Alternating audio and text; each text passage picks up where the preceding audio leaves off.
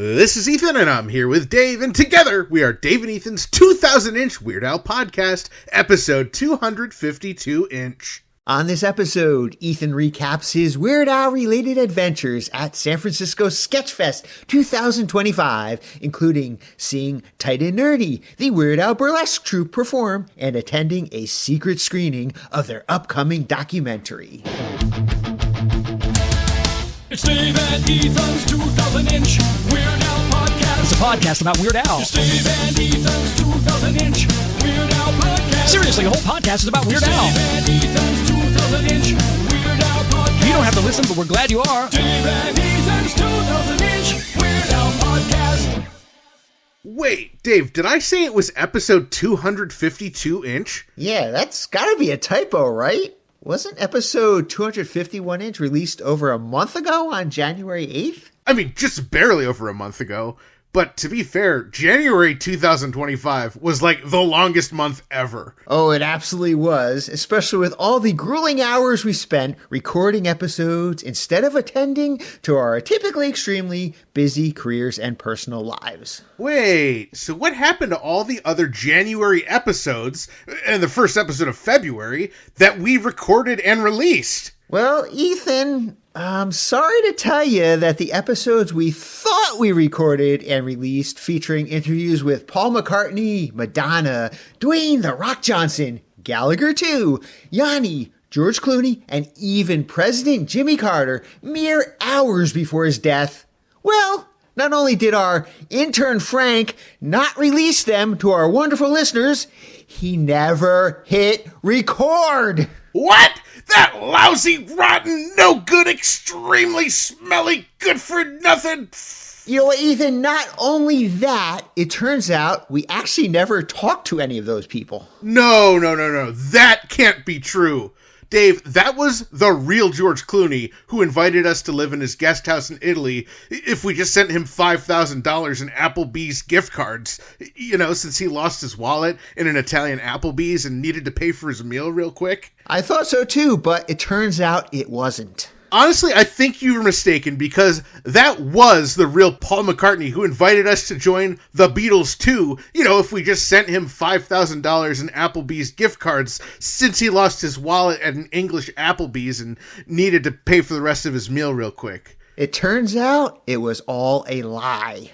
What about that very special episode where we convinced Lin-Manuel Miranda to dress up as a surgeon, just like he did in Weird the Al Yankovic Story, and then temporarily revive Marilyn Monroe's corpse for the sole purpose of singing Happy Birthday to Steve J on his birthday on January 26th? Tell me, Dave, was that not the real Lin-Manuel Miranda and Marilyn Monroe? Oh, no, that really happened, but our stupid intern, Frank, forgot to record that as well. Oh man, because that was a chillingly wonderful and iconic performance that I never thought I would see with my own two eyes. Yeah, you know, Lynn really was believable as a surgeon. Wow, Dave. Our intern Frank is absolute human garbage, if you could even call him garbage. And we obviously can't trust him to do anything right ever again. Yeah, he is the absolute worst. All right, so how about we just pretend that none of that ever happened, and we'll just tell our listeners we were busy or something if they ask, and we never, ever speak a word of this. Let's just start the episode, and we'll mention some stupid milestone to confuse them, and no one will ever expect a thing. Okay, great idea. And then we'll just have intern Frank edit all of this stuff out, right? Oh, yeah, obviously. Okay, perfect. Ha! Hello, one and all, and welcome to episode 252-inch. That's right, we've finally reached 21 feet on our epic journey to release exactly 166 2/3 feet of episodes before we retire from the podcast business. So let's see. Intern Frank crunched the numbers, and so this should put us reaching episode 2000-inch right about... Holy cannoli, this can't be right! Will podcasts even be a thing that far in the future? Well, you know, it's our fault for signing those ironclad long-term contracts.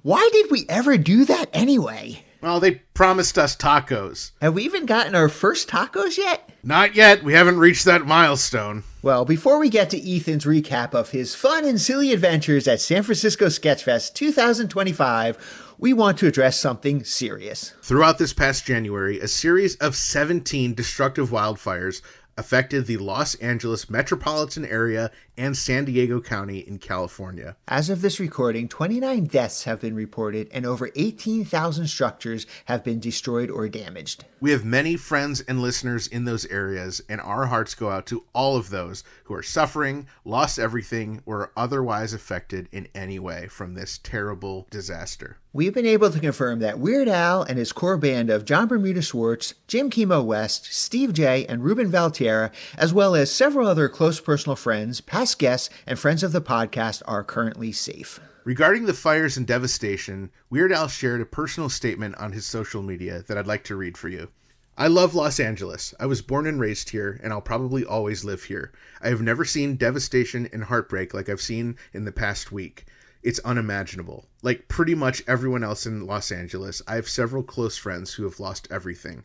My heart goes out to those who are suffering, and my profound thanks goes out to all the helpers, including World Central Kitchen, Red Cross LA, LAFD Foundation, Children's Hospital Los Angeles Wildfire Recovery Fund, California Community Foundation Wildlife Recovery Fund, and of course all of our incredibly brave firefighters. Shout out to Canada and Mexico for being good neighbors. To all my fellow Angelinos, please stay safe and keep your chins up. We'll get through this. A very classy statement from a very classy guy. And now let's move on to what's happening in Weird Al related news. Yesterday, Tuesday, February 11th, the Middle-Aged Dad Jam Band put on a wildfire benefit concert. The event happened yesterday at the Lodge Room in Highland Park, California. And in addition to the core members of the Middle-Aged Dad Jam Band, the show featured an incredible mix of special guests, but none quite as special as the guest Weird Al Yankovic. Luckily for those of us not in the Los Angeles general area, the event was also live streamed by DSP Studio LA. 100% of proceeds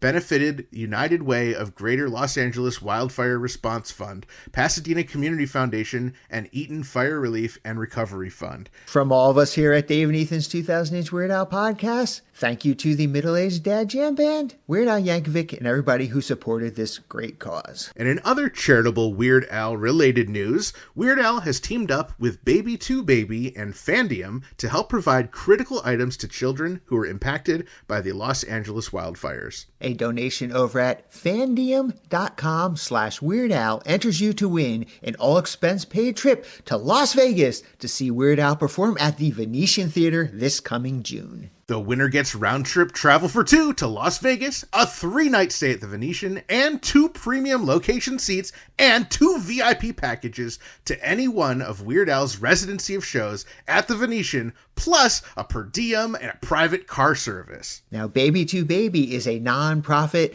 that provides children living in poverty across the country with diapers, clothing, and all the basic necessities that every child deserves. You can head over to fandium.com/Weird Al to donate, to enter, and for more details.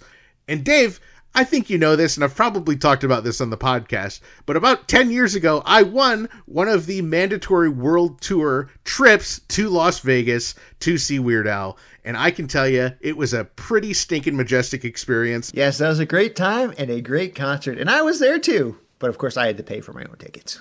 Weird Al channeled his inner Claro and took the internet by storm last week when he starred in the brand new music video for Claro's song Terrapin from her 2024 album Charm. The 4-minute video was directed by the Emmy Award-winning Ayo Adibri, and if you haven't seen it yet, you can check it out on YouTube or wherever fine music videos are watched nowadays. And now it's time for some quick Weird Al related news updates. A Disturbance in the Force, the documentary about this Star Wars holiday special, which features Weird Al being interviewed, won the award for Best Documentary at the Award This Independent Film Awards. Weird Al recently made an appearance on 2 non-Dave and Ethan's 2000s Weird Al podcasts. First up, he appeared on the February 4th episode of the Handsome Podcast with Tig Notaro, Fortune Feinster, and Mae Martin. Weird Al also made an appearance with Thomas Lennon on Bert Kreischer's podcast, Something's Burning, where he shared a lot of interesting information, including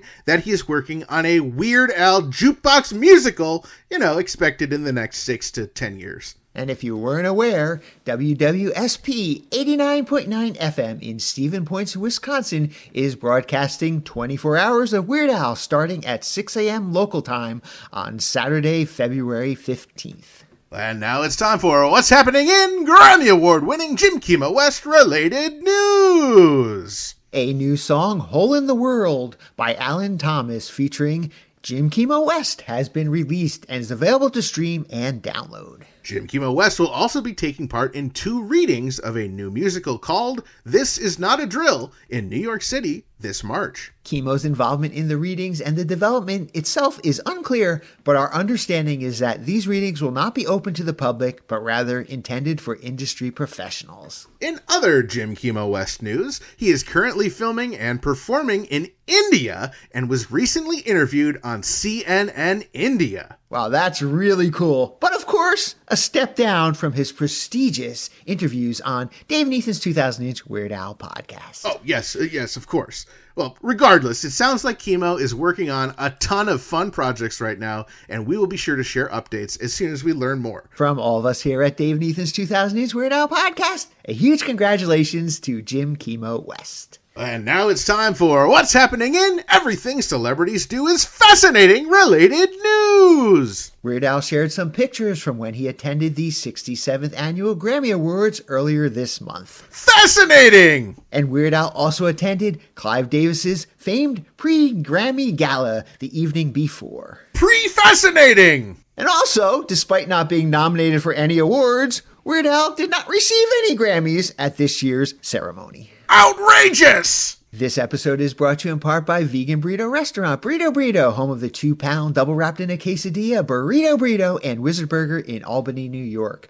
Come on down to Burrito Burrito and Burrito Burrito, your Burrito Burrito, and Wizard Burger for mouth-watering, loaded, dare I say beefy, vegan burgers. From Albany to Uranus, Burrito Burrito and Wizard Burger feed the hungry with out-of-this-world, plant-based, real food, always vegan style. Visit burritosquare.com and wizardburger.com to order ahead. And now it's time for What's Happening in Dave and Ethan's 2000-inch Weird Al podcast related news. Dave and I have once again teamed up with the Weird Algorithm podcast for another exciting crossover episode. That is right. We recently recorded with Matt Kelly and Matthew Milligan and shared our in-depth analysis of the second verse of Weird Al's epic song, Albuquerque. As always, whenever we record with the Matts, we had a great time and think you will really enjoy that upcoming episode. We'll be sure to keep you posted once we know the air date. But until then, Matt and Matthew have posted the episode we recorded with them on their live charity stream this past December to celebrate their 150th episode. Along with our close personal friends U.H. Jeff and Kelly Phillips, we took turns drafting our perfect 5-song Weird Al set list. And of course, we brought some interesting and obscure picks to the table, but everyone ended up with killer set lists that I think we can all agree would be amazing to see Weird Al perform live. Be sure to check it out via the Weird Algorithm podcast, wherever podcasts are podcasted. And now, Dave, I have some Weird Al related news that I got to witness directly. Well, this is very exciting. That's right. You just came back from San Francisco Sketchfest 2025, where you did a whole bunch of Weird Al related stuff. And I'm really excited because you get to tell me and all of our listeners all about it. Yeah, so if you remember, Dave, Weird Al himself was at Sketchfest last year, and it's a festival that he's been to many times before, but Al was not there this year, so that's why this is Weird Al related news and not Weird Al news. So right. I'll tell you all about it. And of course, Sketchfest is a really incredible festival that happens during the month of January in San Francisco. And it's got a lot of really interesting shows from across the country with highlights on local San Francisco performers and a lot of alternative comedy and stuff to do with really cool alternative comedy TV shows and movies and really, really cool stuff. And it was a place that I had always wanted to go as a young comedy nerd. And so last time I went was last year to see Weird Al a couple times. And after that, it was so exhausting because if I'm going there and flying out and paying all the money, I'm going to go to as many things as possible. Absolutely. And so after the last one, I said to, Zeb and some of my other friends who I met there and saw there, I was like, it was so much fun, but this is probably the last Sketchfest I'm going to go to for a while. Like, I'm not planning to come back. And then, of course, last fall when Jeff Nucera and Pickles Kintaro told us that Tight and Nerdy would be reuniting at Sketchfest 2025, I knew I had to be there. So, of course, Dave, I went, and I'm so glad I did. I cannot wait to tell you all about it. I will, I guess, kind of go in somewhat sequential order, and I'll skip over some stuff just because there's a lot to get to, and I want to make sure we get to cover the more important things in more explicit detail. So I flew out on a Thursday, and this first night I was only seeing one show, and that was Jonathan Colton, who, fans of comedy music and the Fump may be familiar with, and I think Weird Al fans may be familiar with, because one of Jonathan Colton's songs used to be in the rotation for Weird Al pre-show music. So you may have heard his song Code Monkey. Oh, okay. And he's really great. He does some really good stuff. So as soon as I saw he was performing at Sketchfest, I was like, oh my gosh, I have to go. And Zeb felt the same way. So Zeb and I got together and we went to this restaurant, Pina Pachamama. I don't know how to say it. Wow. But this was this vegan place that I went to last year at the festival and absolutely fell in love with. And Zeb was like, sure, I'll go. And I was like, Zeb, you get whatever you want, but we have to get the kale chips. And Dave, I know you are not interested in having kale chips just based on the name. As soon as you said kale chips, I was like, I'm out. You're right. I'm not going. And so, Zeb was like, oh, I don't know. And I was like, Zeb, like, trust me. Like, they gave me a free order from last time I was there, and they were the greatest things ever. So I'm like, Zeb, just trust me. We got to order it, and you're going to love them. And he did. They were incredible. So, Dave, if you're ever there, I am willing to put money on the fact that if you try them and give them a chance, you will like those kale chips. For some reason, we don't know why they're so good. They taste very unhealthy. If I'm ever there, Ethan, it's because you dragged me there, because I'm probably not going to this vegan place on my own. Well, fair enough, but I will drag you there and I will force feed you nothing but kale chips until you're 26 and a half years old, if we ever go. So this concert with Jonathan Colton was at the same venue that the Tight and Nerdy show is going to be at the following night. And it's the Club Fugazi. It's a place that I went to a bunch of times last year. Really cool venue. And so I got there and immediately saw a couple pals from the Weird Al sphere, from the podcast sphere, people that we know, including Michael Charbonneau.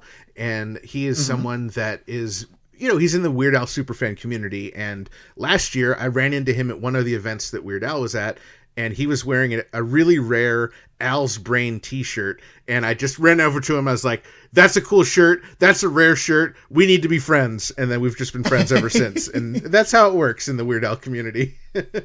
So, that's right. So he was there. It was really cool to see him. And he's seen Jonathan Colton a bunch of times. And then Brian Miller, who I'd only known through our Facebook group over at group.2000inch.com. He was also there. And as luck would have it, Zeb and I had one extra ticket in the front row center. And Brian was there alone. So we're like, Brian, why don't you sit with us? So he got a nice little upgrade and he got to sit with us in the front row. Now, someone who I think only Jonathan Colton fans or maybe big Jonathan Colton fans will understand, this guy, Andy Bates, was there.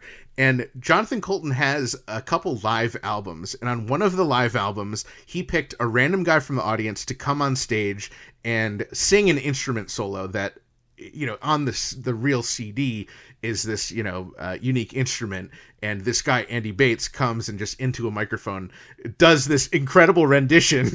And so, like, in the Jonathan Colton fan base, this guy is like, he is the known Jonathan Colton fan because he is famous for doing this incredible solo on this CD. And, I follow him on Instagram, and he follows our podcast because he likes, unique and weird music. And as soon as I saw that Andy Bates followed us, I was like, oh my God, are you Andy Bates from the CD? And he's like, yes. So he was there. So I got to meet the Andy Bates, which was very funny. And, very cool. So this show is really great. So Jonathan Coulton, I think, does the festival every year, and he does it with these two other comedy musicians who are also favorites on the Dr. Demento show, but I had just never gotten to see them before. And their name is Paul and Storm, and they were fantastic. They were so funny. They were so good. It sort of reminded me of Ethan Christian and the Eligible Spatulars, in that Paul was just singing and didn't play any real instruments, while Storm sang backup and played guitar. So I was like, hey, that could be me and Christian. And so they were very funny, and highly recommend checking them out if you haven't. And then next up on the show, so it was a whole music comedy show. Next up was this musician named Molly Lele. And so their name is Molly, and then they play the ukulele. So Molly Lele. Oh, how cool. And really, really great stuff. Some of it was just impressive, and then some of it was really funny. There was one song Molly Lele did called Johnny Dick Legs. And then later in the show, she did a prequel to that one, and everyone, including Jonathan Coulton, came out and helped her with that song. And it was just so silly. And Zeb turned to me and he's like, I need to buy whatever CD Molly Lele is selling that has that song on it, because it's hilarious. And spoiler alert, we did. I ended up going, and I was just like, I'll take everything. Like, this is so cool. Wow. And so then after Molly Lele, Jonathan Coulton came out and did some just incredible stuff, including some songs that I'd never seen him perform live before. So it was very cool. Such a fun experience. And the only person selling merchandise was Molly Lele. And so after the show, Zeb and I went over and we got some CDs. And the greatest thing was the person selling the merchandise, Molly Lele's manager, had like a tap to pay Square reader. And for social distancing reasons, had it glued to a spatula. So she could just hold it out, and then people could tap their phones or their credit card on it. And so, of course, seeing the spatula, I had to convey my deep appreciation for Spatula City and my trip to Tulsa and all things Weird Al. So Molly Lele and I chatted about it, and I think that it would be great to get them on our podcast at some point, Dave, because they were absolutely inspired by Weird Al and have gone on to do some really great comedy music, and also wrote for stuff like Mystery Science Theater and a lot of cool stuff. So definitely someone that we will have to consider. Yeah, they sound like they'd be great, perfect for our podcast. That's amazing. Yeah. Sounds like it was a great show too. Such a fun show. And like I said, we were literally front row center. So it was just like perfect, incredible. So really great way to start off the fest. Now, the next day was Friday, and there were a couple hours before I was going to be going to a show with Zeb. And so I had some time to kill, and I decided I'm just going to go see if I can find some unique, vegan kind of restaurant near the hotel. Because there's Burrito and Wizard Burger here in upstate New York, but, San Francisco, LA, they have a lot more interesting vegan restaurants, so I always try and check them out when I can. And I was looking on Google Maps, searching, and I found this place called Mr. Charlie's, and it turns out it's a place that I've actually watched videos about before, and it is essentially, Dave, a parody restaurant that parodies McDonald's, but it's completely vegan. So their menu looks very similar to McDonald's, but completely vegan, and it's basically like the anti-McDonald's. And there are, I believe, 3 of them in the world. So one in Los Angeles, one in San Francisco, and one in Australia. So the fact that I happen to be staying a block and a half away from one of 3 in the world, a parody restaurant on my, Weird Al related trip, was pretty stinking majestic. So I went there, and I was blown away that they were literally across the street from a real McDonald's. So I can only imagine that real McDonald's is very upset. And I have seen that, McDonald's has tried to sue them and stuff. And it was awesome. Like, seriously, the best vegan chicken nuggets I've ever had. They had like the right texture that I've never had since stopped eating meat many years ago. So that was very cool. I don't know if I would recommend it for you, Dave, but you know, if we go, I'll go there and you can go across the street to regular McDonald's. So sounds like a deal. So Zeb and I got together and we were going to a show called Fake TED Talks, and we wanted to go because A, it sounded cool, and B, Jonathan Colton, Paul and Storm, and Molly Lele and others were all on this same show. So we're like, we got to go to this one. Oh, nice. So it was at Cobb's Comedy Club, and we went, and there's this place that had sandwiches next door, and so we're just getting a sandwich, and while we're eating, I see people lining up to start going into the venue, and I see a guy wearing a white and nerdy sweatshirt. So I was like, Zeb, I gotta go run out and give this guy some stickers and wooden nickels. So I ran out and I found this guy, and he seemed kind of surprised to be like accosted on the street randomly, but he was very appreciative of the swag I gave him. And he was not going to Tight and Nerdy, and he couldn't go because it was sold out. But I talked to him for a little bit, and Dave, I don't know if you know him or he knows you or he at least knows of you, which was interesting.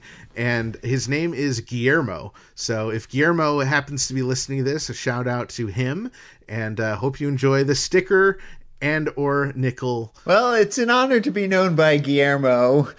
I'm not sure why Guillermo knows me, but shout out to you, Guillermo. Yeah, I think he's going to be at some of the California shows that we will be at, Dave. So maybe we'll run into him this summer.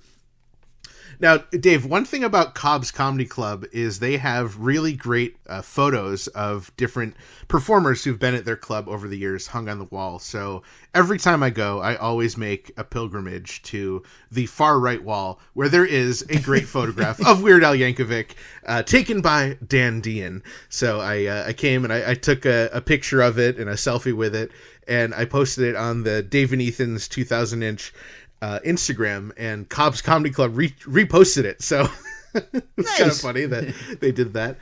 So Fake TED Talks is exactly as it sounds. It was a TED Talk show where everything was fake and silly and was joking. For example, Storm of Paul and Storm, he came out and he did the dance from Napoleon Dynamite, like to a T, including the forward roll on the ground. And it was very great. So Jonathan Colton was great. Molly Lele was great. There were a bunch of other great comics, including Rob Corddry did a bit in character as the recently departed David Lynch, and Adam Savage from Mythbusters was even there. So it was a very fun show.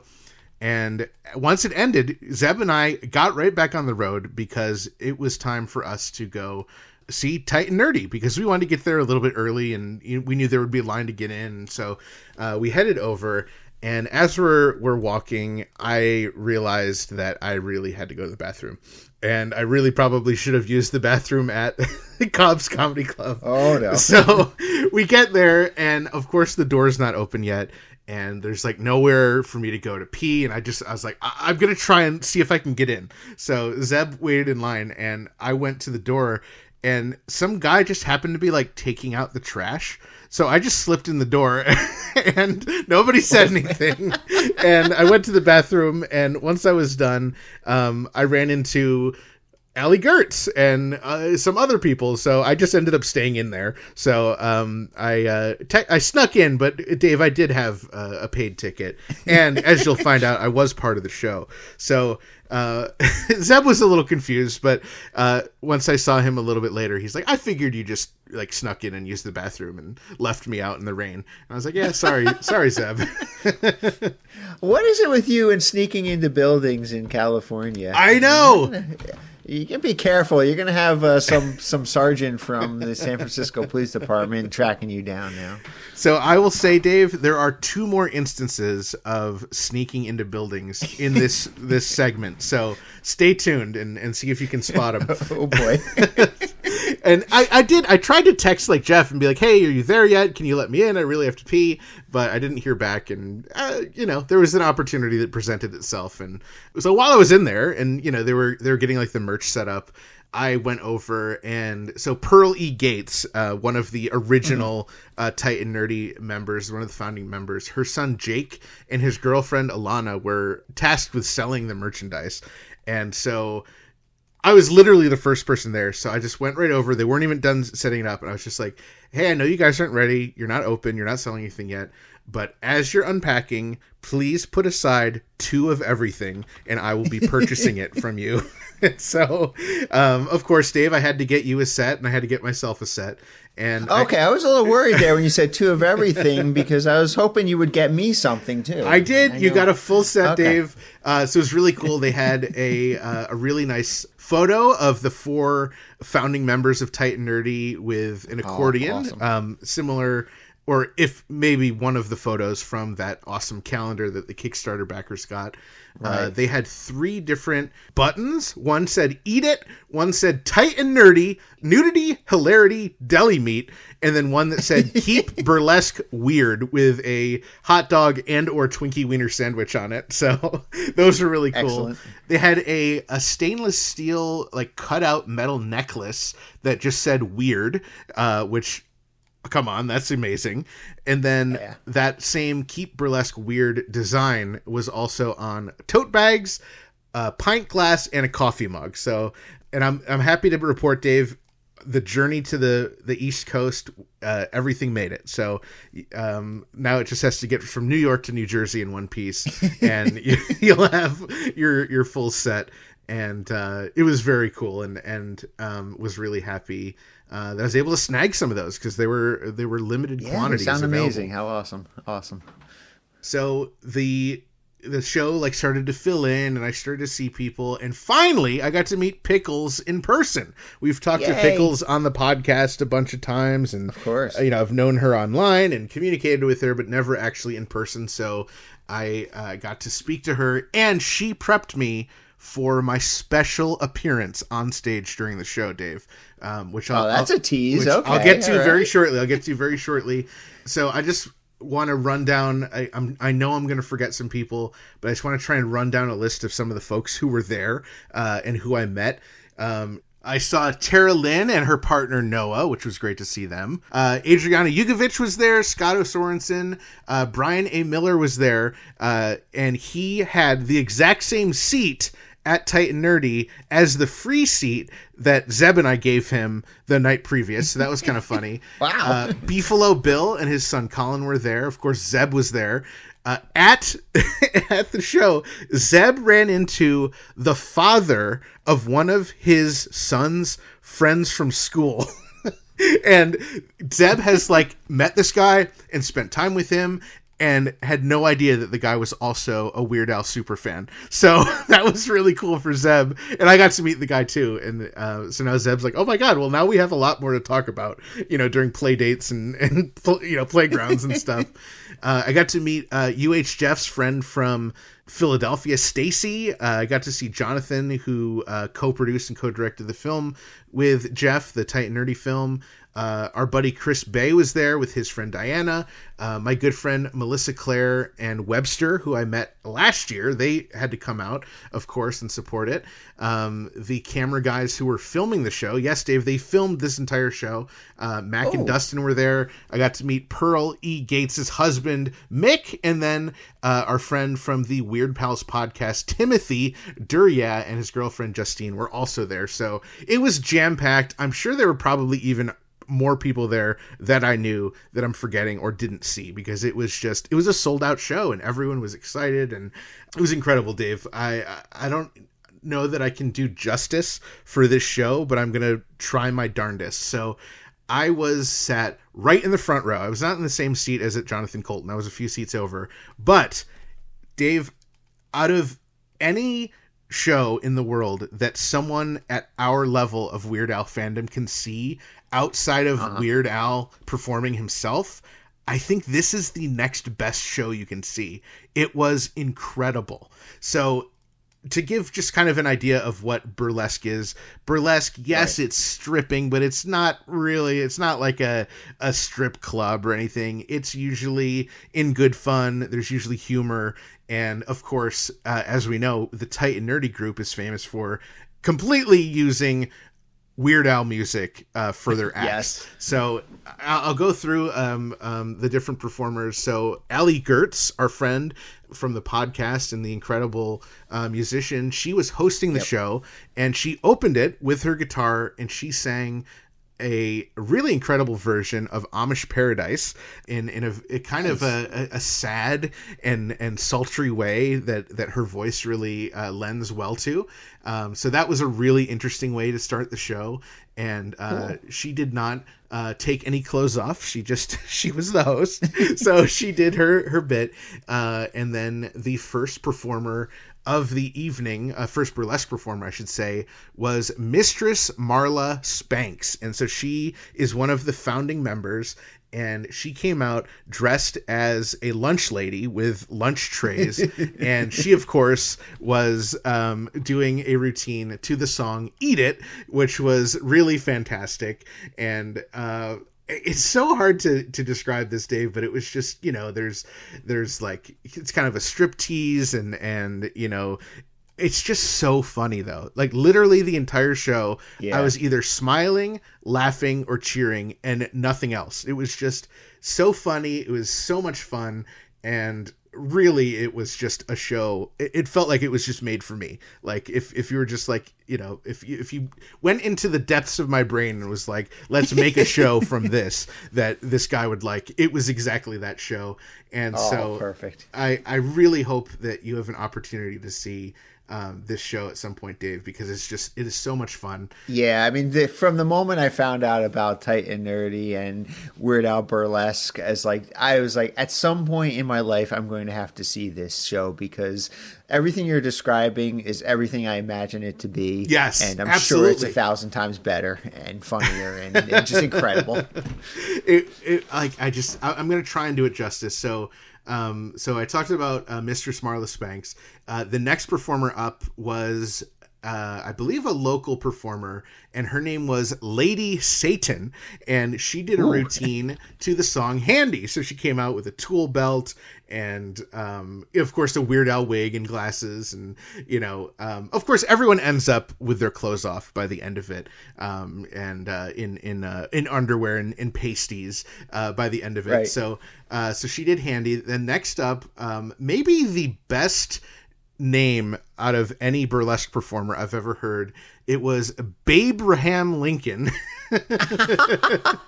And so she came out dressed like Madonna, dressed like a surgeon, and did, of course, like a surgeon, complete with like the gap in her teeth, which was so funny. And then Odessa Lil, she came out and she did one of my favorite, she did an homage to one of my favorite Weird Al music videos, Dave. And based on how I've phrased that, I bet you can guess that she came out and performed to Bob. And she came out, she dressed like, Bob Dylan, Al, with the signs, it says Bob. Wow. And then she lifts it and it has, I man am regal, a German am I. And she's like going through it. And at first you're like, is she just gonna do the entire video with a card for each song? And eventually she like sort of just like starts dropping the cards out of order, and then it just she just has a sign that says, I'm gonna strip now. she dances. It was so funny, it was so good. And then after Odessa Lil, Pickles Kintaro came out. I was so excited to see Pickles. Yeah.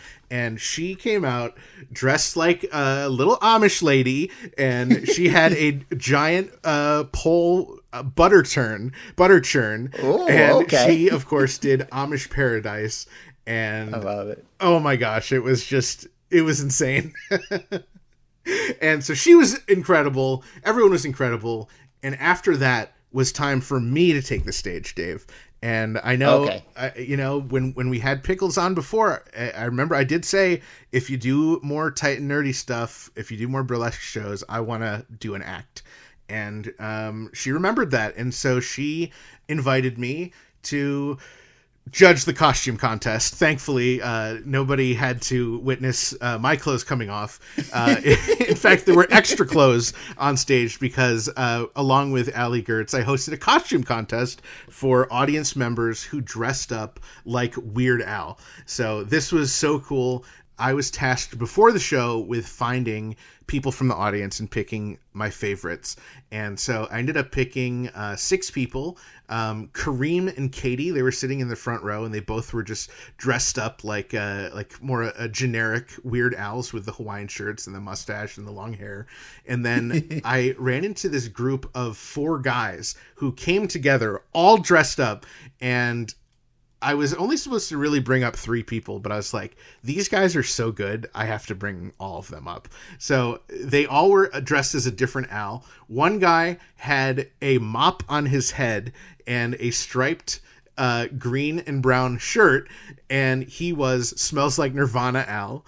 One guy had a completely shiny silver suit with a do-rag and a spatula necklace. So of course he was dressed as It's All About the Pentiums Al. And then we had a guy who was dressed just like a very nerdy guy with tape on his glasses with a white tucked in shirt and tie. And he was White and Nerdy Al. And then the other guy, he definitely looked like he was dressed up like Al. And I really don't know which Al he was going for.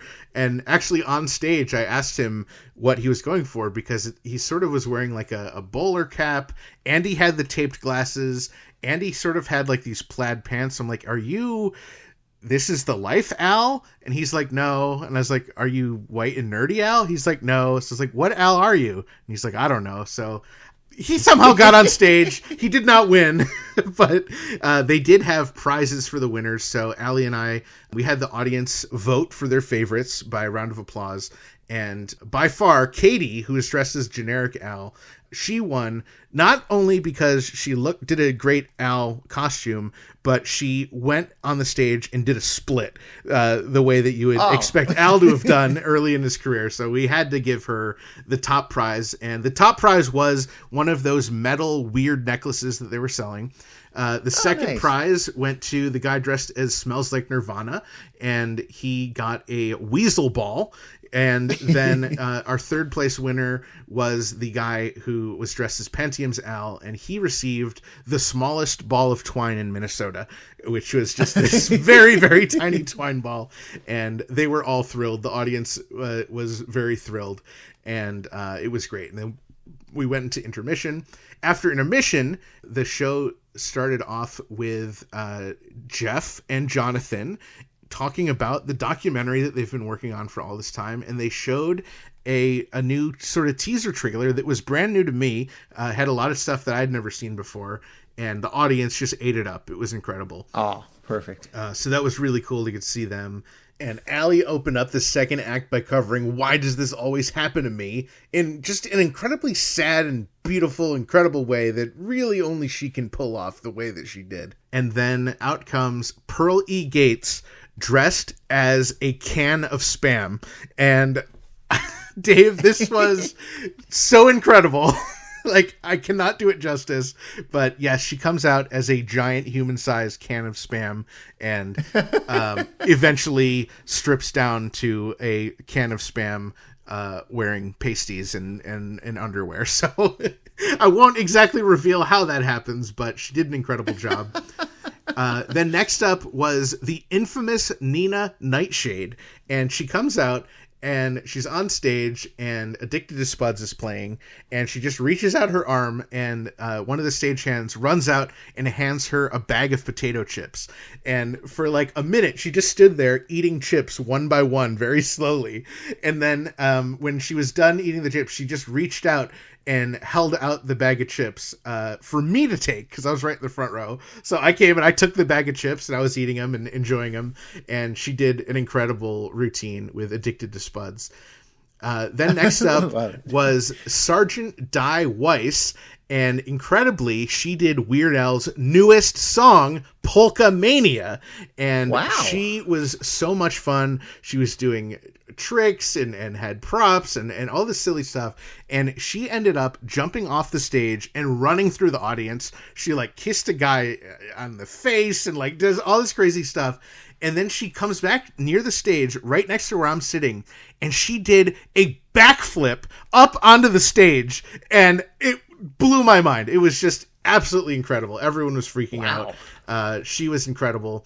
So then the final act of the night was Mona Montague, and she did Yoda, and she was dressed like Yoda, and of course the clothes come off, and she comes down to pasties and everything you'd expect, and it was just pretty stinking majestic. And they did a curtain call, and they all came back out, and it was just, I don't know if I've ever seen a more fun show in my life. It was just incredible, and it was sold out, and everyone just had such a great time. So really proud of them for getting into Sketchfest and selling it out early and having just such an incredible show. And I know beforehand, Pickles was saying, like, this may be the last time they ever perform.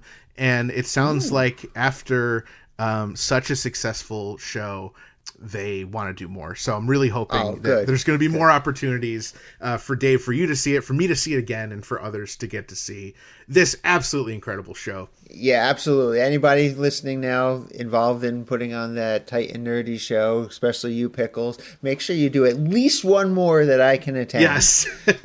And because everything that Ethan is describing sounds absolutely amazing. And I'm sure Ethan is leaving out stuff on purpose because I can't do it he justice. Wants me to be surprised. I can't do it justice.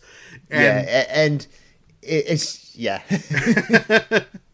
So it was incredible. And Dave, of course, I left the evening with a ton of souvenirs. So I told you about all the merch that I got you, and I got a set for me. I also bought one of Allie Gertz's brand new shirts and one of her cassettes. And then I also, of course, I got the bag of chips, which I can't just throw that out, Dave. That is an official piece of the show. So I did end up taking that back to my hotel room and like washing it out the best I could. So I have the bag, the wrapper, and my good friend Melissa, she ended up catching one of Mistress Marla Spank's rubber lunch lady gloves during Eat It. And she's like, "You want this, Ethan?" I was like, "Heck yes, I do." So I have a disposable rubber glove, and Marla was nice enough to sign it for me. So I very cool souvenirs from the evening. Very unique souvenirs, too. Yeah. Where else are you going to get a bag of chips and a glove? Right? It's going to be one of those things that when people see my collection, they're like, "Why do you have this?" So afterwards, Adriana and Scotto and I, we went and we got some dinner. We had too much energy after this, and we got dinner, but then we all had to get back and head to bed because the next morning was something very special. So Saturday morning, we get up early and we go to an undisclosed location in San Francisco for a secret private screening of the yet to be completed Tight and Nerdy, the movie. Wow. And no one's ever seen this before, except, of course, the people working on it. And as we found out from Jeff and Pickles last time they were on the podcast, the four main show gals got to see it. But outside of that very small group, nobody else had ever seen it. So this was the first time it was ever going to be shown. And Jeff and Jonathan talked beforehand, and they're like, hey, it's not done. Like, you're going to see some weird edits, and some of the stuff isn't going to match up, and just like, so just bear with us, but we want you to see it, and we, while everyone's in town. And there was a lot of people, of course, from the night before who were there. Not everyone, but a lot of the people who I mentioned by name were there. And then, of course, the performers were there, and their, significant others and stuff. And also a surprise guest who wasn't at the show the night before because she wasn't able to attend was Vicky DeVries Rhymes with Cheese. So she got to see the screening as well. So this is another thing where it's like, how do I do this justice? This movie, this documentary was so incredible. And I know that Jeff is nervous about it, and he was nervous about, the girls liking it, and he was nervous about us even seeing it and showing it to real people.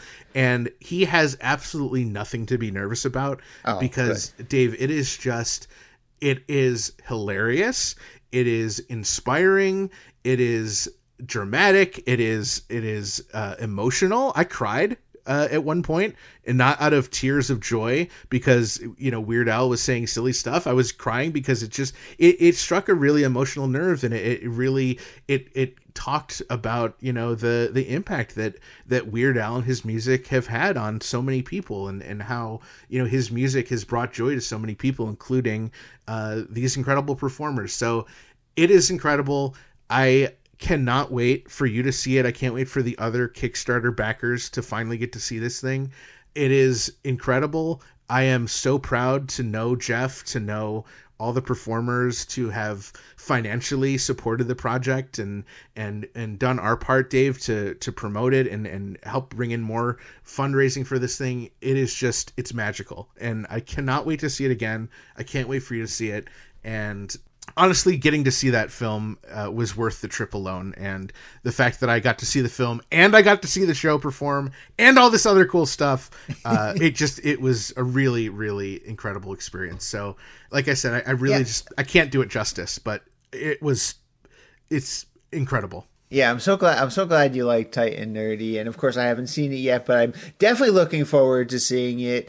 And if anyone's interested in finding out about it, of course they can go to showgalsthemovie.com, or they can go to beartobestupid.com and find out all about this excellent documentary that Jeff and Jonathan and all the girls in Tight and Nerdy have been working on for months and years, and I'm super excited that you got to see it. And thank you for not giving me any spoilers, because I want to go in, and cry at all the same times that you're crying, and laugh at all the times that you guys were crying.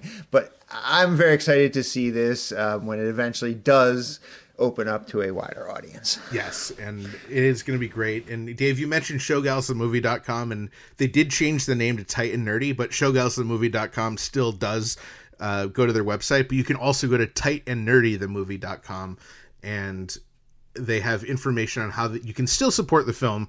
So even if you're just hearing about it for the first time right now, there's still a lot of work to be done and rights to be secured before they can do an actual official non-secret private release. So if anyone is, sounds like their kind of thing, and if you're listening to our podcast, Dave, I have to imagine that it is your kind of thing. They could definitely use your support financially, or just by spreading the word and letting people know about this incredible project. Yep, like you said, it's a full-length documentary. It talks all about the burlesque troupe Tight and Nerdy that you went to go see perform. And this is not a spoiler because Jeff's talked about it many times, but Weird Al also is in this documentary at some point. So there's a perfect reason to see it if you don't want to see for all those other amazing yes. reasons. And so I hope this isn't a spoiler, but I think you could probably guess this going into it. But the film does go to some sad and some dark places. Yeah. And Weird Al provides incredible levity with his responses and his interviews, and they come in at just the right times to lift your spirits back up and put a smile on your face. So it was so fun, and cannot wait for people to see that. So afterwards, a bunch of us, Jeff and I and Adriana and Scotto and Vicky DeVries, rhymes with cheese, as well as some of the gals, we went to a restaurant right next door to where the screening was. And there was too many of us to all sit at one table, but the folks I mentioned, we were crammed into a little table, also along with Jeff's friend Stacy, who I'd mentioned earlier. And it was really nice, but I couldn't stay the whole time because, Dave, it's Sketchfest. I have more shows to go to, and I had to get across town back to the Cobb's Comedy Club, and I saw a live performance of a digital series called Actually, which is a game show where nerds compete against each other to correct the statements about nerdy topics. So like they'll present a nerdy topic, and then you have to buzz in and say, actually this was this, and it's about like Star Wars and video games and stuff, and it was very funny. I'll mention that Amy Schneider, the Jeopardy champion, she was one of the contestants. Oh, okay. And she lost horribly, which I think was a new thing for her because she's one of the most winning champions of all time on Jeopardy. And the trivia, the nerd trivia that they did was very squarely focused on kids who grew up in the 90s. So she didn't really have a chance due to her age. And I have to admit, I don't think I knew the answer to any of them. They were very obscure facts. So it was fun though. It was worth seeing.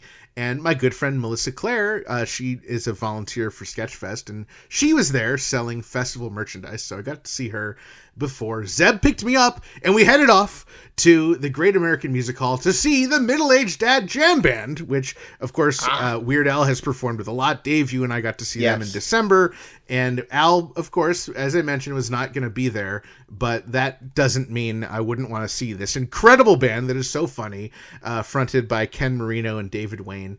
And so Zeb and I got there, and we had bought the VIP tickets like we did last year. And, you know, the VIP tickets get you in early and you get a meet and greet and you get to see the sound check. But most importantly, the reason that we bought the VIP was we wanted to be able to sit in the same seats we sat in last year upstairs overlooking the show because we're too old to be standing in the general admission area. Let's be honest, Dave. So, but we were like, well, we bought the VIP, so we might as well go. So we got there early, and before we walk in, out walks from the venue a group of people, including Tom Lennon and Carrie Kenny Silver. So, oh, nice. We're like, hey, can we grab a quick photo? And they're like, yeah, sure. And then Zeb was wearing a Weird Al sweatshirt, and as soon as Tom saw Zeb's sweatshirt, he pointed at Weird Al's name and says, "Hey, I've met him." It was really funny. So they were very nice. We got some pictures with him, and then before we went in, there were, I don't know, maybe like 20 people who were waiting to get in, and this guy who clearly did not have the VIP pass, he started like kind of rubbing up to me and like talking to me and like really encroaching on my personal space. And when I walked into the building after they checked my ID and they scanned my VIP ticket, he just sort of like walked in with me. So Dave, that was the next one of someone sneaking in. It wasn't me this time. And so he just kind of walked in with me. Nobody said anything. So I went up to like some of the staff, and, you know, I wouldn't narc on someone, but this guy was like, he was being kind of weird to me. And like, he grabbed my arm and like, he was rubbing his hair on my sleeve. Whoa. Like, it was really weird. He was clearly very drunk. Maybe something, maybe some kind of drugs making him kind of weird. So I went to the staff and I was like, hey, just so you know, that guy like doesn't have a ticket. He just walked in next to me and I don't know him. And the lady just like shrugged and they did nothing about it. So this random guy was just in there, and he was like, they were starting sound checks. So they were playing a couple songs and they were testing out mics and stuff. And this guy was just like really weird and like kind of like grinding into people, and like he wouldn't really leave Zeb and I alone. And luckily we eventually sort of like ditched him and we got away from the guy. Don't know what his deal was, but after the sound check, then David Wayne and Ken Marino, as they did last year, came out into the crowd to take some selfies with people. And I wanted to meet them, but I had a mission, Dave. I really wanted to meet the cello player for the Middle-Aged Dad Jam Band, Kestrin Pantera, because she has written and directed an indie film that filmed this past summer that stars Weird Al in it. And so I really wanted to meet her and tell her about the podcast and let her know we'd love to have her on when she's ready to promote it. And so I was able to go over and talk to her, and she was incredibly nice, and she loved the idea of our podcast and was saying how incredibly funny and incredibly wonderful it was to work with Al, and that as soon as she's ready to start talking about it, she will let us know. So I'm very hopeful for that. So I took a picture with her in preparation of having some artwork to post on our social media or website. And she's like, oh, well, you know, my getup for the show, you know, I'm not in my, like, my outfit yet. Like, it's really a lot better. So we should grab another photo after the show. And I was like, okay. Sure. So after I met her, I also met the violinist for the Middle-Aged Dad Jam Band, and she is actually David Wayne's niece, and she's a very talented musician and singer and actress named Allie Stamler. So she was also over there and was not necessarily part of the quote-unquote meet and greet, but I got to meet her, and she was very nice, and I got to briefly talk to her, and I do have a little bit more with Allie to share for after the show. So of course, got to get pictures with Ken and David, and I told them how we were at the Comic Relief show, and so that was very cool. Zeb and I grabbed our seats from last year. We got to see Michael Charbonneau for a bit, and the show was awesome, Dave. I mean, it was some of the same kind of songs, some new songs, some stuff that we had seen in New York, and stuff we'd seen last year, some brand new stuff. They had some really interesting guests come through. Most important, Ethan, I need you to report on this. Did they do their famous Sylvester Stallone bit? They did not do the Sylvester Stallone bit, unfortunately. Oh. Now, they did it last year at Sketchfest, but they did not do it this year. They did some really great stuff. They did do 8675309, but of course, Al was not there singing it, so it wasn't as good. And they had some really great people, like Catherine Hahn came out and she sang a couple songs, and they had different celebrities and comedians join them. One of my favorite songs of the night was, of course, performed by Thomas Lennon, and he sang the song which everyone calls the Pina Colada song, called Escape, and it was so fun. It was so funny, and Tom he did it in a way that only Tom can do, and it was incredible. And I think my other favorite song of the night was they did a Schoolhouse Rock classic favorite, Conjunction Junction, What's Your Function? So hearing the Middle-Aged Dad Jam Band and this mix of instruments singing and performing that was just so fun. It was so fun. And of course, Dave, they did end the show with Born to Run the same way they ended our New York City show. And I will say that during the intermission, I received a strange text message from this girl who was a grade above me in high school named Mary. And I'm still Facebook friends with her. I haven't talked to her in many years. I mean, we're Facebook friends and I'll see and like her posts, but we were never really close friends, but we knew each other. Like if I saw her in public, I'd be like, hey, that's Mary.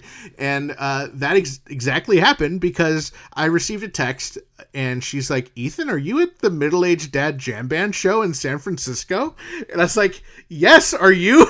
And incredibly, she was at the show and she spotted me and she still had my number after all these years. And I went and found her, and not only did I know her, but I know her husband, who I didn't realize that they were married. He was a random guy who I met on Facebook like over 10 years ago because he was the only other local guy in my area to join a Mr. Show Facebook fan page. And we became friends, this guy Chris, and we were just like chatting about Mr. Show and living 15 minutes away from each other. Wow, what an incredible story. Him and Mary have met, they got married, they moved to San Francisco, and they have very good taste in comedy and music. And so that was a very interesting, unexpected reunion, getting to see them. So that was very fun. It was such a fun show. And like I said, Kestrin said to find her after the show. So I was like, all right, I got to find her. I got to get a picture with her special outfit. So I found her. I got a picture with her. And then I saw Allie, who I'd met earlier, and she's the violin player. And I was like, Allie, you did such a great job. It was such a fun show. And I was like, I don't think I remembered to give you stickers earlier. Would you like some Weird Al podcast stickers? She's like, yeah, of course. So, I got the stickers out and I handed them to her. And she said, here, how about I trade you? And she handed me a set list from the show, which was so cool. So that was really sweet of her. And their set list was really silly because it has every song written out, and then each song has its own like emojis next to it. Like, wow. I have to send you a picture, Dave, because like 8675309 has a little red telephone emoji, and then Ride Like the Wind has a horse and an air gusting emoji. Vienna has a violin and a bank. I don't know, Dave. It made sense to them, I guess. That's cool. It was pretty cool. And who would have known if Allie hadn't gifted me her personal set list for the evening. So that was very nice. And it was very cool to meet her and see the show with Zeb. Now, one more day left, and there's not a whole lot Weird Al related, so I'll kind of breeze through this, Dave. But I will say it was Weird Al related in the sense that I got together with Weird Al superfans UHF Nucera, Adriana Banana Jugovic, and Scotto Brothers Sorensen, and we went to a vintage photo booth museum. So it is a little storefront where they have about 15 of the vintage film camera photo booths. And only 2 of them were working, but it was still cool to see them. And we had a ton of fun taking silly photos and combinations of photos. Then I had 3 shows in the same venue that day, my final 3 shows. First up was The State, performing an unreleased musical that they had written and apparently had pitched to some streaming outlets. So they did a live reading and performance of this musical. So, of course, Tom Lennon and David Wayne and Ken Marino were there, and Catherine Hahn also sat in on that. And then the next show also had Catherine Hahn in conversation with David Wayne. It was a really fun Q&A and was very interesting. And then there was a little bit of time between there. So I went and had some really good vegan ramen. And I came back and I saw this show called Dinosaur Improv with a really great lineup of improv comedians, including Paul Scheer, who Weird Al fans will recognize as the MC from Weird the Al Yankovic Story, the Funny or Die video. Of course. He is in that. So that was really fun. And after that, my friend Melissa Claire, she said, hey, there is a party for the end of Sketchfest, because that was the last show of Sketchfest. And she said, let's see if we can get you in. I was like, okay, that sounds fun. So we went, and I technically snuck in to the after party for staff. I don't think it counts as sneaking in if you get invited. That's true. I did. I was invited by someone who worked there. And while I was in there, I met a number of cool people, including like literally one of the top 4 guys who runs the entire festival. And He and I had a great conversation. We're talking about actual industry related stuff, because I am in the live entertainment industry. And we talked about how great Weird Al was. And I told him that the reason I came out was to see Tight and Nerdy.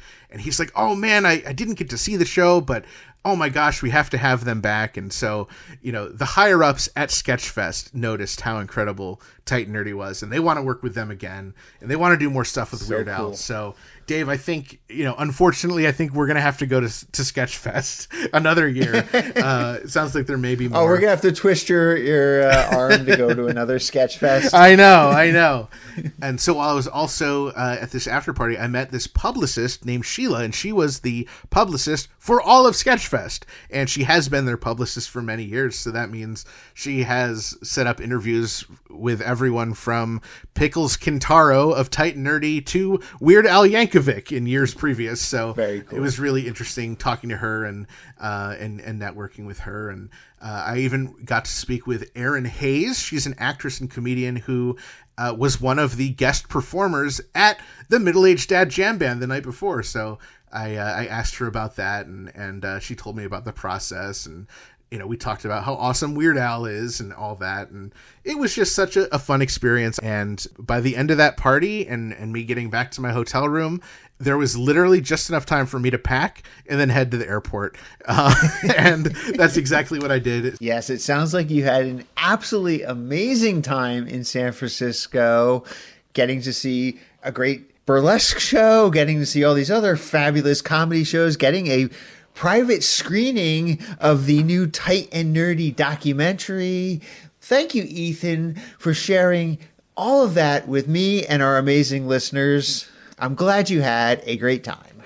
It was so worth it. I'm so glad I got to go and support Tight and Nerdy, both the performers and the documentary. I would do it again in a heartbeat, Dave. It was just such a magical weekend. And I really hope that you're able to join me next time there's something Weird Al related at Sketchfest. This episode is brought to you in part by Discover Darwin, promoting tourism in Darwin, Minnesota. Not only is historic Darwin, Minnesota beautiful, it's also sporty. Darwin, Minnesota recently hosted the Polar Vortex Tournament. The event, put on by the National Horseshoe Pitching Association, featured, we assume, a bunch of people throwing horseshoes. At this most prestigious event, Marvelous Tim placed first in the B class, while Gary Boots placed first in the A class. Of course. According to one comment shared on Facebook, quote, "It was such a fun day." And another commenter had this to say, quote, "Congratulations on the great day." At least 16 people participated in the tournament, and at least 2 people at the tournament had longer beards than both myself and Ethan. Also, according to pictures shared on Facebook, at least 1 dog was in attendance. Pictures shared on Facebook did not include any horses, so we assume no horses were in attendance. From all of us here at Dave and Ethan's 2000-inch Weird Al podcast, congratulations to both Marvelous Tim and Gary Boots, who placed first in the B class and A class respectively, as well as to everyone else who participated. So visit Darwin, Minnesota on your next horseshoe throwing expedition. Discover Darwin, more than just a twine ball. And after you visit Darwin, Minnesota, be sure to attempt to visit www.discoverdarwin.biz. Dave and Ethan's 2000-inch Weird Al podcast is brought to you absolutely free thanks to our incredible sponsors, Burrito, Wizard Burger, our very own Jackson Scoggins, Discover Darwin, and our very own Kenneth Crazy Ken Gwinnett. Our podcast is also supported by everyone else in our Patreon family, with special thanks to our very own close personal friend level Patreon supporters, Kev Messick, Zach Casper, Scotto Brothers, Allison, Weird Stream Date Nancy, Blair, Matt T, Ajax, Javier, Devlin, Dana B. and Beaker, UH Jeff, Casey Killingsworth, Zeb, Yanko Chick 38, Ron, Adriana Banana Yugovich, and also thanks to Jason Alchill, Jeff McClelland, Aaron 3D Henry, Andrew Bishop, Adrian Vasquez, and everyone else in our pretty sick and majestic Patreon family. If you enjoy our Weird Al podcast, as heard in the Weird Al Yankovic Story commentary track, please consider supporting us over at patreon.com/2000inch. There are really awesome benefits like getting your name read on the podcast, your very own private RSS feed, which gives you early access to each and every one of our bonus episodes, and the self-satisfaction of doing something important with your otherwise pitiful, meaningless existence. And do not forget to check out our official merchandise shop over at shop.2000inch.com. All proceeds from purchases go directly towards supporting our fine podcast. We love hearing from our listeners and other Weird Al fans, so be sure to join our Facebook community at group.2000inch.com and visit our Discord server for even more riveting Weird Al and Red Rum Tagootie related conversations. You can find both of them linked on our website, as well as information about past episodes and guests over at 2000inch.com or weirdalpodcast.com. Be sure to keep up on new episodes, podcast news, and events by following at 2000inch on Facebook, Threads, and Instagram. And be sure to subscribe everywhere you listen to podcasts so you do not miss a single episode. Not only does subscribing help the podcast, but you will be entered into the Royal Rumble, successfully outlast 29 other superstars, and go on to main event WrestleMania. Yeet! Plus, we also love it when we receive voicemail via our official patent-pending 27-hour-a-day podcast hotline, 347-SPATULA. That number is 347-772-8852. Give it a call or a text, and you might even hear your message in a future episode. This episode is dedicated to those who are suffering, lost everything, or were otherwise affected by the Los Angeles fires, and to those who helped and contributed during this difficult time. Thank you to Ethan for his in-depth recap of San Francisco Sketchfest 2025.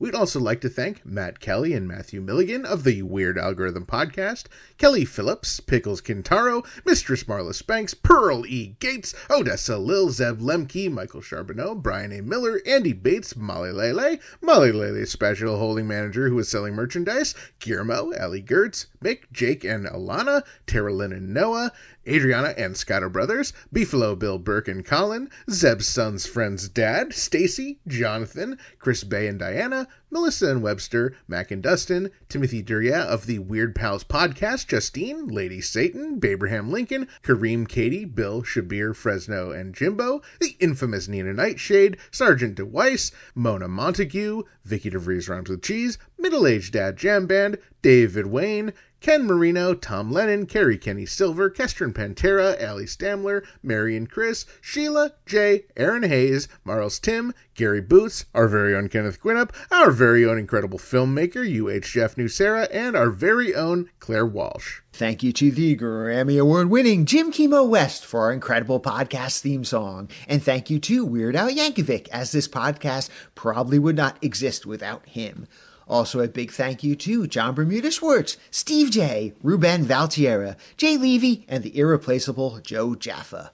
A big thank you to all of you, our loyal listeners, subscribers, Patreon supporters, and sponsors, and everyone else who makes our podcast possible. Thank you for choosing Dave and Ethan's 2000-inch Weird Al podcast. And until next time, remember to gill and chill, keep listening to Weird Al, and stay cheesy! Oh, I hope intern Frank recorded all that.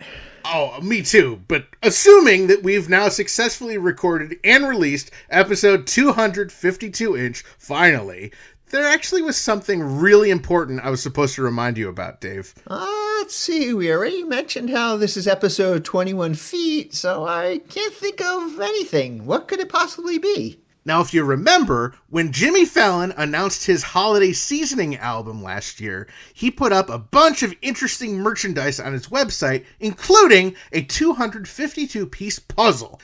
Now, I asked you if we needed to buy the puzzle for our Weird Al collections, and you told me to ask you again on episode 252-inch.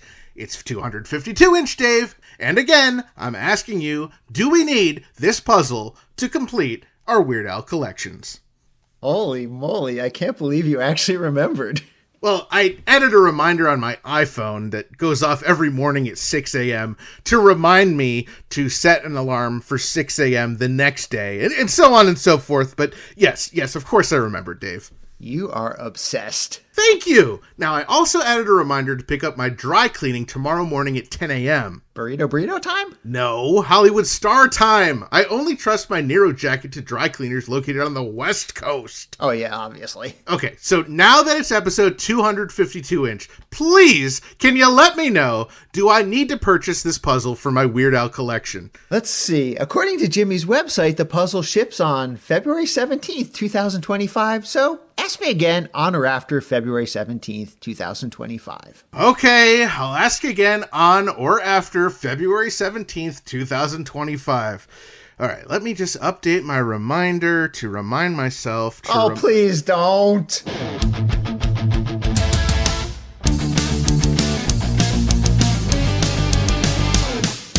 That was Dave and Ethan's 2000-inch Weird Al podcast, episode 252-inch. Celebrating 21 feet of podcast delight.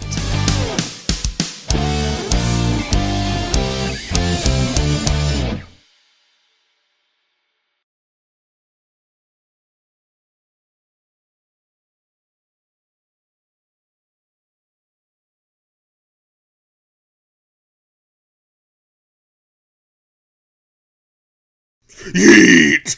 Yeet! Yeet! Yeet! Yeet! Yeet! Yeet! Is that good? Sure. Okay. I don't know what you're looking for.